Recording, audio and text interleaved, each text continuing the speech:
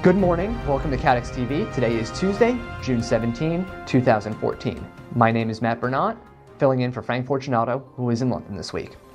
At least 48 people have died after al-Qaeda-linked militants attacked hotels and a police station in the Kenyan coastal town of Mpeketoni Sunday night as residents had gathered in restaurants to watch World Cup matches. Witnesses said gun battles lasted several hours and several buildings were set on fire. Armed gunmen then raided the village of Poromoko, close by, Monday morning in a second attack.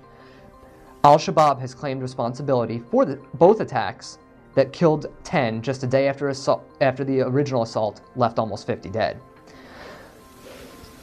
At least one person is dead and at least 19 more are hurt after two massive tornadoes hit the state of Nebraska. The town of Pilger, which is about 100 miles northwest of Omaha, was devastated by the twisters. The governor of the state has declared a state of emergency, which will allow use of Nebraska's National Guard. Casualty numbers could rise as responders dig out the victims. General Motors announced yesterday that they will be recalling 3.16 million more cars due to an issue with the ignition switch. The new recall is the latest in a long series this year. Switches can move out of the run position if the cars are jarred and disable power steering and brakes. Last week, GM recalled more than 500,000 Chevrolet Camaro cars after finding a fault with its ignition system. In March, it recalled 2.6 million cars because of the faulty ignition switch. GM says it is aware of 8 crashes and 6 injuries in relation to the most recent recall.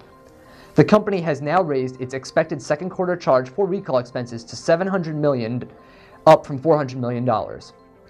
In May, the company was fined $35 million for failing to address defects, which have been linked to 13 deaths. GM has now recalled more than 17 million cars in the United States alone this year, which is more than the car maker sold in all of 2013. Following up on a story from yesterday, a fifth earthquake, this one measured at 5.7 on the Richter scale, struck around 4:01 a.m. local time near Noatak, Alaska. The previous quakes in the swarm were measured at 5.5.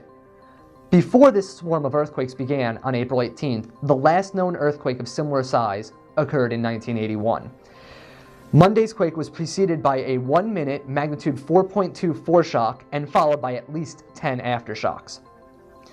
This swarm of mid-5 magnitude quakes is connected to more than 300 smaller aftershocks, some with magnitudes in the high 3s. Old seismic faults have been mapped in the area, but there are no known active faults, although the recent activity proves that active faults exist. Sometimes surface fault scars can be hidden by vegetation or glacial deposits.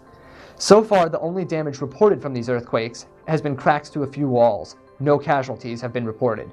Scientists remain puzzled and are hoping that new research stations will provide an explanation. In the UK, the Consumer Prices Index fell to 1.5% last month, compared with 1.8% in April, according to the Office for National Statistics. It is the 6th consecutive month that inflation has been below the Bank of England's 2% target. The price of food and non-alcoholic beverages fell by 0.6% year-on-year in May, the sharpest fall in the last decade. Falls in the price of everyday basics, such as bread, cereal, and vegetables, drove the drop. Lower fares for flights helped to push the rate of inflation down to its lowest level in 4.5 years in May. I guess Frank picked a good time to fly over to London. That's the news for today. Thank you for watching, and we will see you tomorrow. If we have any important breaking news, we will come back on and tell you. Have a nice day.